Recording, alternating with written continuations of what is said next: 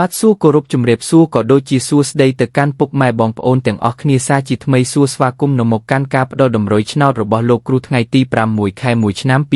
2026សម្រាប់ថ្ងៃនេះដែលលោកគ្រូមានលេខតម្រុយសម្រាប់ចែកជូនបងប្អូនលេងកម្សាន្តនៅម៉ោង 4 និងម៉ោង 6 តែមុននឹងចូលទៅកាន់តម្រុយរបស់លោកគ្រូក៏សូមឲ្យបងប្អូនជួយចុចជាវនិងចុចមេដៃឲ្យលោកគ្រូម្នាក់មួយផងដើម្បីជាកម្លាំងចិត្តឲ្យលោកគ្រូបន្តធ្វើវីដេអូបែបនេះចែកជូនបងប្អូនលេងកម្សាន្តបន្តទៀតតោះបងប្អូនកុំឲ្យខាត់ពេលយូរយើងចូលទៅកាន់តម្រុយទាំងអស់គ្នា